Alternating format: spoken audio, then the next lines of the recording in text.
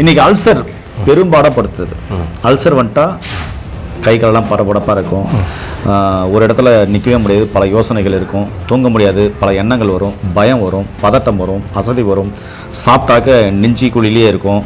அப்புறம் அப்படின்னு ஏப்ப விட்டாக்கா ஒரு கடுக்கா 10 தாய்க்கு இணையான சமன்னு சொல்கிறாங்க. ஆமாம், இந்த கடுக்காய் அப்படி ஏன் தாய்க்கு இணையாக பேசுகிறாங்க சொல்லுங்க. அதாவது அந்த காலத்தில் பழமொழி சொல்லுவாங்க, கடுக்கா சாப்பிட்டேன்னா மிடுக்காவ அப்படின்வாங்க.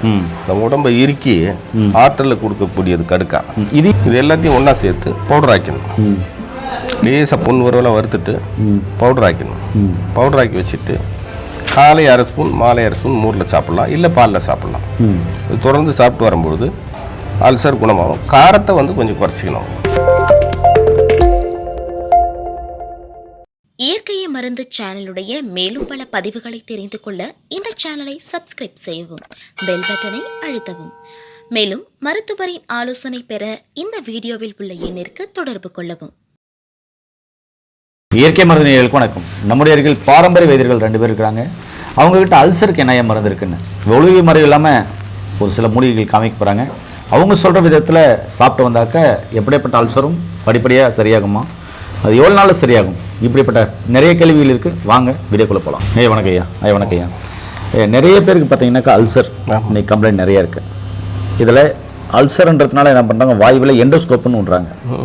விட்டு அது கேஸ்ட்ரிக் அல்சரா, பெப்டிக் அல்சரா, கேடா, இல்லை ஐபிஎஸ் அமினோ ரிஃப்ளெக்ஸ் ஆகுதா அப்படின்னு எல்லாம் கண்டுபிடிச்சி அதுக்கு பல்வேறு வகையான சிகிச்சைகள் பல்வேறு மருத்துவத்தில் இருக்குது. அனைத்து மருத்துவங்களையும் வரவேற்கத்தக்கது தான். இல்லை சிறுகுடல் பெருங்குடல் இல்லை மலவாயில் ஏதாவது இருக்குதா அப்படின்னு பார்க்கலாம். அப்படின்னா அதுக்கு கெலனோஸ்கோப்னு ஒன்று இருக்குது. அதை விட்டு நம்ம ஆசன வாயுவிலே விட்டு ஆசன வாயு எப்படி இருக்குது, அதுக்கப்புறம் மலக்குடல் எப்படி இருக்குது, அதுக்கப்புறம் பெருங்குடல் எப்படி இருக்குது, சிறுங்குடல் நுனி வரையும் எப்படி இருக்குது அப்படின்றத நம்ம கண்டுபிடிக்கலாம். அது கட்டி கலலைகள் கட்டி ஏதாவது இருக்குதா, இல்லை அதில் ஏதாவது வீக்கங்கள் இருக்கா, இல்லை அங்கே டேமேஜ் ஏதாவது இருக்குதா, அங்கே புண்கள் ஏதாவது இருக்குதா, இல்லை அங்கே கழிவுகள் ஏதாவது தேங்கி இருக்குதா, எல்லாத்தையும் பார்க்கலாம். இன்றைக்கி அப்படிப்பட்ட நவீனமான வசதிகள் வந்தாச்சு. இன்றைக்கி அல்சர் பெரும்பாடப்படுத்துது. அல்சர் வந்துட்டா கை காலெல்லாம் படபடப்பாக இருக்கும், ஒரு இடத்துல நிற்கவே முடியாது, பல யோசனைகள் இருக்கும், தூங்க முடியாது, பல எண்ணங்கள் வரும், பயம் வரும், பதட்டம் வரும், அசதி வரும், சாப்பிட்டாக்க நெஞ்சி குழியிலே இருக்கும். அப்புறம் அப்படின்னு ஏப்ப விட்டாக்க அப்படியே புளிப்பு வழக்குன்னு அப்படியே வாயாண்ட அந்த நாக்கிலலாம் படும்போது அப்படியே புளிப்பாக ஒரு மாதிரியாக இருக்கும், காரமாக இருக்கும். அதுவும் ஒரு சில புளிப்போடு சேர்த்து அந்த பித்தமும் வெளியே மேலே வரும். இப்படி பல்வேறு வகையான பிரச்சனைகள். அப்புறமா கொஞ்சம் சாப்பிட்டா கூட வயிறு திம்முன்னு ஆகிடும், பசிக்காது. கொஞ்சம் சாப்பிட்டா வயிறு திம்முன்னு ஆகிடும், பசிக்காது. இப்படி பல்வேறு பிரச்சனைகளை அந்த அல்சர்னால ஏற்படக்கூடிய வாய்ப்புகள் இருக்கு. இதுக்கு உண்மையாகவே சித்த மருத்துவ தீர்வு இருக்கா? அப்படி இருந்தால் அது என்னென்ன மருந்துகள், அது ஒளிவு மறைவு இல்லாமல் எப்படி சாப்பிடணும்னு சொல்லுங்க. சாப்பிட்றதுக்கு முன்னாடியா சாப்பிட்ட பின்னாடியா? சரி, அது சாப்பிடும்போது என்ன பத்தி முறைகள், இது எல்லாமே கேள்வியாக நான் கேட்டிருக்கேன். பதிலாக நீங்கள் 2 பேரும் சொல்லுங்க. சரி, இப்போ அல்சர் வருது, நீங்கள் எல்லாமே சொல்லிட்டீங்க, இதெல்லாம் கரெக்டு. இப்போ அதுக்கு நம்ம மருந்து என்ன மருந்துன்னு பார்க்கலாம். ஐயா, இப்போ ஒரு சில மூலிகை தான் வச்சுருக்கீங்க, இதுவே போதுமா? அல்சர்ன்றது பெரிய கம்ப்ளைண்ட்டு. ஆமாம், ஆனால் நீங்கள் வச்சுருக்கிறது ஒரு சில மூலிகை தான் வச்சுருக்கீங்க. சரி சொல்லுங்க ஐயா. அதிமதுரம் தொண்டிலிருந்து ஆசனவாய் வரை இருக்கிற புண்களை ஆற்றும், சளிக்கு ரொம்ப நல்லது, நுரையீரலுக்கு ரொம்ப நல்லதெல்லாம் நம்ம கேள்விப்பட்டிருக்கோம். சொல்லுங்க ஐயா, அதிமதுரத்துலேருந்து நீங்கள் ஆரம்பிங்க ஐயா. ஆமாம், அதிமதுரன்னும் போது இனிப்பு, மதுரம் என்ன இனிப்பு, இந்த இனிக்கிறதுனால தான் அதிமதுரன் பேர் இருக்கு. சரி, இது நீங்கள் சொன்ன மாதிரி இதில் புண்களை ஆற்றக்கூடிய எல்லா வல்லமையும் உண்டு இருக்கு. இந்த பவுடரை சாப்பிடும்போது தோற்பு இனிப்பு எல்லாமே அதில் கலந்து வரும். இது புண்களை ஆற்றக்கூடியது, உடம்புல அலர்ஜியெல்லாம் எடுக்கக்கூடியது. அப்படி ஒரு சிறந்த மூலிகை இது. ஓ சரிங்க ஐயா. இங்கே நீங்கள் மணித்தக்காளி வத்தல், அதாவது மணித்தக்காளினாக்க மணத்தக்காளின்னு சொல்லுவோம்ல, அதனுடைய சாதாரண வத்தல், அந்த பழத்தையும் அந்த காயையும் வத்தல் போட்டு வச்சிருக்காங்க. சொல்லுங்க ஐயா. இப்போ நீங்கள் சொன்னீங்கல்ல, வயிறு உப்பசமாக இருக்கு, வயிறு ரிஃப்ளெக்ஷன் ஆகுதுன்னு சொல்லி, இதுக்கெல்லாம் அந்த வயிறு பொறுமல், வயிறு சார்ந்த பிரச்சனை குணப்படுத்தக்கூடிய இந்த வத்தல், இதை சாதாரணமாகவே எண்ணெய் போட்டு பொரிச்சிட்டு சாப்பிடுவாங்க. ஜீரண சக்திக்கு சிறந்தது. இங்கே நெல்லி வத்தல் வச்சுருக்கீங்க. சொல்லுங்க ஐயா. 6 சுவை உள்ள ஒரு அற்புதமான மூலிகை நெல்லி வத்தல். ஆமாம், கனினா நெல்லிக்கனின்னு நெல்லிக்கனி. சொல்லுங்கள், இதை பற்றி சொல்லுங்க ஐயா. இதில் பார்த்தீங்கன்னா 6 சுவை உடைய இந்த நெல்லி சிகனியில் இந்த பவுடரை சாப்பிடும் பொழுது எங்கே புண்ணு இருந்தாலும் ஆற்றிடும். குளிர்ச்சி கொடுக்கக்கூடியது.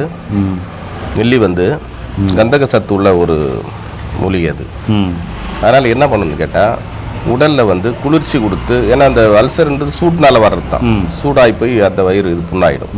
அந்த சூட்டை வந்து ஆஃப் பண்ணி அதில் வந்து அதை கூல் பண்ணி நன்றாக வரக்கூடியது, குணப்படுத்தக்கூடியது. சரிங்கய்யா, சொல்லுங்கய்யா. இது கடுக்கா, அதாவது ஒரு தாய் இருந்தாவே குழந்தைய நல்லா கவனிச்சுக்குவாங்க. ஒரு கடுக்கா 10 தாய்க்கு இணையான சமன்னு சொல்றாங்க. ஆமா, இந்த கடுக்காய் அப்படி ஏன் தாய்க்கு இணையாக பேசுறாங்க? சொல்லுங்க. அதாவது அந்த காலத்தில் பழமொழி சொல்லுவாங்க, கடுக்கா சாப்பிட்டேன்னா மிடுக்காவ அப்படின்வாங்க. இந்த உடம்பை இறுக்கி ஆற்றலை கொடுக்கக்கூடியது கடுக்கா. இது ஏன் தாய்க்கு ஈக்குவலாக பேசுறாங்க? தாய்க்கு ஈக்குவலாக பேசுறாங்கன்னு சொன்னா, நம்ம அந்த காலத்துலாம் சாதாரண குழந்தை பிறந்த உடனே 3 காய், கடுக்காய், நெல்லிக்காய், தாண்டிக்காய், ஜாதிக்காய், இந்த காயெல்லாம் போட்டு, மாசிக்காய், இதெல்லாம் மாசிக்காயெல்லாம், வசம்பு, அதெல்லாம் எல்லாமே தாய்ப்பாலில் உரைச்சி ஊற்றுவாங்க.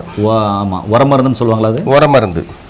அந்த உரமருந்து ஊற்றும் போது குழந்தைக்கு நோய் எதிர்ப்பாற்றல் கொடுக்கும், ஜுரம் வர்றது, சளி, தும்மல், ஜீரண சக்தி எல்லாத்துக்குமே இது பார்த்துக்கும். அதனால வந்து இதை தாய்க்கு மேலானதுன்னு சொல்லுவாங்க. அது மட்டும் இல்லை, ஏன் தாய்க்கு மேலானதுன்னு சொல்றாங்கன்னா, இதில் கற்பம் கூட இருக்குது, கற்பம் செய்யலாம். இந்த கடுக்காயில் கற்பம் கூட செய்யலாம்.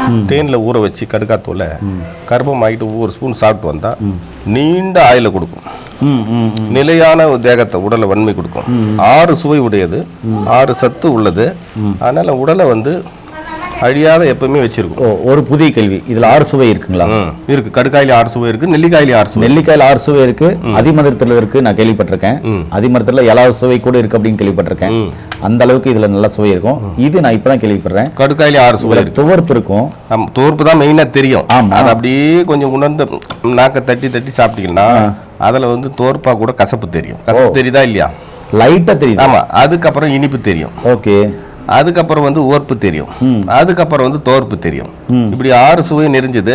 எதையுமே சாப்பிடாத, இந்த மூலிகைலாம் எதுவும் சாப்பிடாத, இந்த உடச்சி இந்த தோல் மட்டும் வாய்க்குள்ள வச்சுக்கிட்டு அப்படி கொஞ்ச நேரம் சாப்பிட்டீங்கன்னா இந்த 6 சுவையை ஒரு 3 நாள் உங்களுக்கு தெரிய வரும். சூப்பருங்க. இது ஒரு 2வது இருமலுக்கு இதை ஒரு தோல் அப்படி வாயில் அடிக்கிட்டா இருமல் கூட நின்றுடும். அற்புதமான தகவலைங்கய்யா. சொல்லுங்க ஐயா. இது துத்தி உங்க எல்லாருக்கும் தெரியும். உடல் சூட்டை தணிக்கக்கூடியது, மூலத்துக்கு ரொம்ப நல்லது, சூட்டை தணிக்கக்கூடியது. மூலத்துக்கு நல்லது, சூட்டை தணிக்கக்கூடியதா? ஆசன வாயில இருக்கிற புண்ணு, வயிற்றுக்குள்ள இருக்கிற புண்ணு, எங்க புண்ணு இருந்தாலும் ஆத்திரும். ஆத்திட்டு உடலுக்கு பாதுகாப்பானது. மெயினா வந்து உடல் அனல், அந்த சூட்டு எந்த சூடாக இருந்தாலும் குறைச்சிரும்.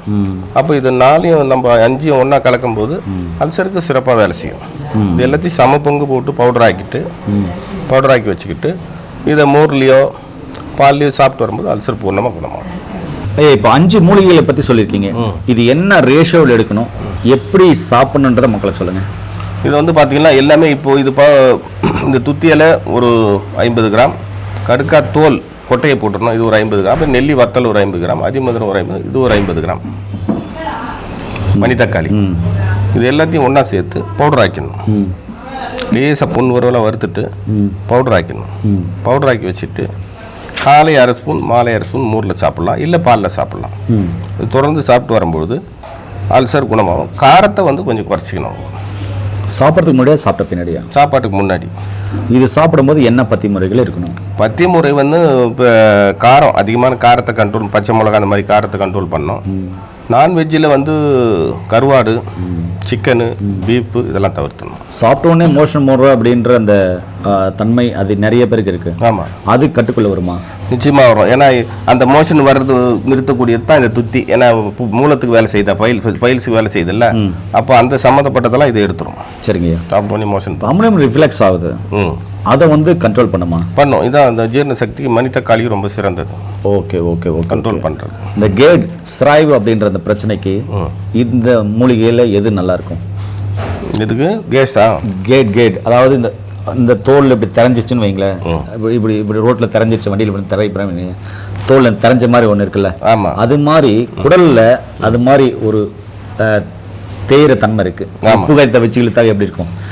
அந்த உராய்வு தன்மை அது மாதிரி இருக்குது. புண்ணாயிட்டு இருக்கு, புண்ணுன்னு சொல்றேன். அது மாதிரி புண்ணுக்கு இந்த மூலிகையில் எது பெஸ்டா இருக்கும்? இது கடுக்கா தான் பெஸ்டா. கடுக்கா வந்து தோர்ப்பு, எந்த ஒரு பொருள் தோர்ப்பா இருக்குதோ அது வந்து என்ன பண்ணா, ரத்த நாளங்கள் ஏற்படுகிற அந்த லீக்கேஜ், நீங்க சொன்ன மாதிரி அந்த உராய்வுகள் இருந்தால் கூட அந்த ரத்தத்தை வந்து அங்கே கட்டுப்படுத்தி அதற்கு வந்து ஒரு மேலே வந்து ஒரு கோட்டு இது பூசின மாதிரி அமைஞ்சிரும். அது இரைப்பையில ஜீரணம் ஆகாதனால வாயு தொந்தரவு அதிகமாகி உடலெல்லாம் வாயு தங்கிக்குது. அதையும் இது சரிப்படுத்தக்கூடிய வாய்ப்பு இருக்கா இல்லை இல்லையா? நிச்சயமா இருக்கு. அந்த மூலிகையில் இருந்தால் அந்த மூலிகை பேர் என்ன? அது என்ன? அது அதிமதுரம். அதிமதுரம் அதாவது கேஸ்ட்ரிக் தொந்தரவு. ஆமாம், எங்க வாயு இருந்தாலும் வாயு எடுத்து வெளியேற்றும். ஓ சூப்பர். என்ன என்னால் முடிஞ்ச வரையும் உங்களுக்கு புரிகிற அளவுக்கு நான் கேள்விகள் கேட்டிருக்கேன். உண்மையாகவே இங்கே இருக்கிற மருந்துகள் எல்லாமே மிகவும் அற்புதமானது. 6 சுவைகள் கொண்ட மூலிகைகள் நம்ம வச்சுருக்கோம். 7வது சுவை இருக்கிற ஒரு அதிமருந்து வச்சுருக்கோம். அதிமதுரம் அற்புதமான மருந்து. இதை தொடர்ந்து அந்த காலம் சும்மா வாயில் கொட்டை மாதிரி அடைக்குவாங்க, இதை அடைக்குவாங்க. அதுக்கப்புறம் பிஞ்சு கடுக்காயை ஒரு நாளைக்கு ஒரு முறை, இந்த உடல் உஷ்ணமாக இருக்கிறவங்க ஒரு முறை 2 முறை கூட அடைக்குவாங்க. அதுக்கப்புறம் உடல் குளிச்சாமல் தூக்கி போட்டுருவாங்க. சரிங்களா? பிஞ்சு கடுக்காய் கொட்டை இல்லாத, அதாவது கொட்டை எடுத்துடணும். பெருசுன்னா பிஞ்சின கொட்டை எடுக்க வேண்டாம். அப்படியே சப்பி அத்தூன்னு அப்படி வெளியே துப்பிடலாம். ஒரு மணி நேரத்தில் அதை சுரக்க ஆரம்பிச்சிடும். அந்த துவர்ப்பு சுவை திறந்துட்டு அதை சுரந்துட்டே வரும். அந்த உண்மையில நம்ம சப்பி முழுகிட்டே இருக்கலாம். இது ரொம்ப ரொம்ப அற்புதமானது. இந்த கடுக்காயை 10 தாய்க்கு இணையான ஒரு வேலையை செய்யும் அப்படின்ற ஒரு வீடியோவை நான் போட்டிருக்கேன். நீங்கள் கண்டிப்பாக பாருங்கள். ஏன் நண்பர்களே, நிறைய ரகசியங்கள் இனி வரப்போகிற வீடியோக்களில் கண்டிப்பாக இருக்கும். அதுக்காக உணவு மருந்து ஐயா, இயற்கை மருந்து ஐயாவுக்கு நான் நன்றி தெரிவிச்சுக்கிறேன். மீண்டும் இன்னொரு அருமையான பதிவு சந்திக்கலாம். நன்றி, வணக்கம். வணக்கம் ஐயா.